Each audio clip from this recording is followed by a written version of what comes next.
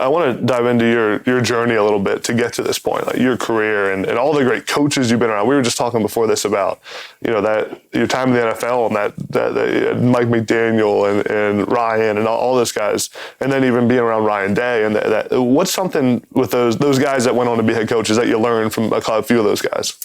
Their work ethic. Yeah. I mean, shoot, in the last staff I was in San Francisco, between that and the Browns, it was Robert Saleh, the head coach of the Jets. D'Amico Ryans was our linebacker coach. He's the head coach of the Texans.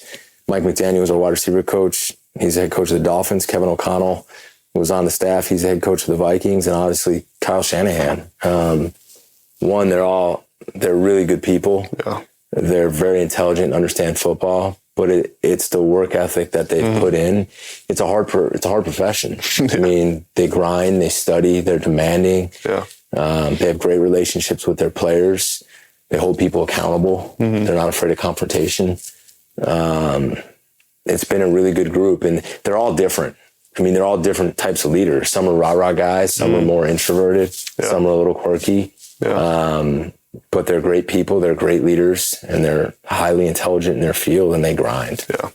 I always feel like people who reach the level of success that you had to be a Power 5 head coach, at some point in your career, you catch a break, right? Something goes your way, or a job opens up that you didn't think. What was the break you think you called in your career that let you get to this point? Yeah, we've all caught breaks because, I mean, I started off as a Division III coach at Worcester Polytech, right? So it's good ball, man. That's good. It is good ball. It's good football. And those kids are playing because they love it, not because they're getting... My dad played D3 football, and he's always like, there's some good players now. D3. Yeah, and they love football. They're just not as fast, not as big, but they're tough kids who love playing football. So I think, I mean, I've been around great high school coaches, and I've been around great Division III college coaches. It's just a lot of guys like us have caught a break, like you said. And I'd be arrogant to tell you it's because that I'm the smartest guy in the world. And no, like I caught good breaks from good people. And, I had a chance to be a graduate assistant at Pitt. And I think it was 2006. Paul Rhodes was the coordinator. He's now on our staff. Yeah. It was cool. I got to hire him back. He's probably one of my biggest mentors.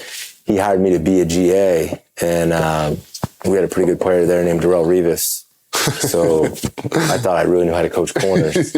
Just turns out he was really good. I found out I had a lot of work to do when he left. Yeah. But Paul left and went to Auburn as defensive coordinator. Coach Wanstedt, who is, in my opinion, one of the greatest human beings and greatest coaches I've ever been around, at like 24 years old, he hired me to be the DB coach. You want to talk about a break? That's great. Yeah. I mean, he took a chance on me, who was a young GA sleeping in my office and just trying to do everything he could. He called me in and said, hey, we're going to hire you to coach DBs. And I remember calling home and, I was sleeping under my desk, like eating peanut butter out of a jar because you couldn't afford anything as a GA. And all of a sudden you're calling your mom and dad and saying, thanks for all your help. And I got it, Like that's like, so that was like my first, like that's my real break or else. And I'm fine. I'm coaching Division III football thinking life is great. But that kind of propelled me. And then I got a chance to go to the NFL and stayed in the NFL and hooked on with some really good coaches.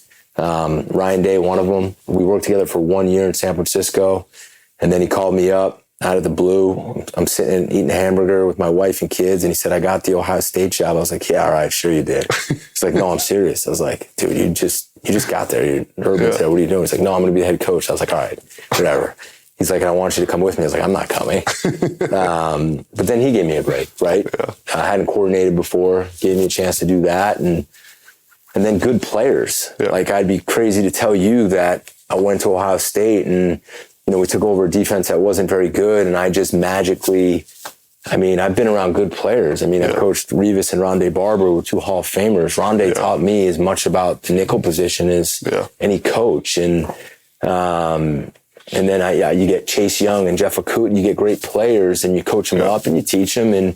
But I've gotten breaks from coaches. I've gotten breaks by coaching great players. I got the opportunity to coach Richard Sherman and learn more from how to play zone coverage from that guy and just listening to him than I did from any coach. So, I've gotten a lot of breaks. Yeah. And I'm here to tell you that it's not because I'm any better than that guy who is coaching Division III football.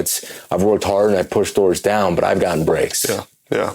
The trend, though, is that you've been prepared when the breaks come, right? That's the big key. You got to work. Yeah. And I think that's the key in anything is it's a hard profession, and we give up a lot. Yeah. I mean, you want to talk about as a young coach. I mean, there was a 5-year stretch where, I didn't go out. I probably missed most of my family members' weddings, parties, and anything you can think of. All my college buddies started to get married, and you don't go to any of those weddings. They got a reunion over here, and you can't because you work on weekends. They're making money and you're a GA. They're making money, and I'm driving a Subaru Outback that has 200,000 miles on it that doesn't have air conditioning. I can't get the key out of this thing. Like, I'm not even joking. At one point, I mean, there was one year I was driving home that Subaru Outback from Pittsburgh to New Jersey when I was a GA, and I didn't have enough money for tolls. So I'd be stopping at the tolls, honking, pretending to like throw money in the thing, putting my arms up and just shooting by. But you look back, it's a sacrifice. You lose some friends, right? You find out who your real friends are, but you miss time with family. Nothing's guaranteed. Yeah. But because for me, the way I always said it was, I'm going to give it this amount of time. And if I'm not where I need to be, then I get it. I'll go do something else. But I just wanted to have no regrets. Yeah. And that's how I coach right now. It's how I live right now. Yeah. Just, I do the best. I know, there's some people that haven't been happy with I get it. But at the end of the day, whatever I do, I'm doing everything I can, and I can keep my head high because I'll fix it if it doesn't work, but I'm doing everything I can.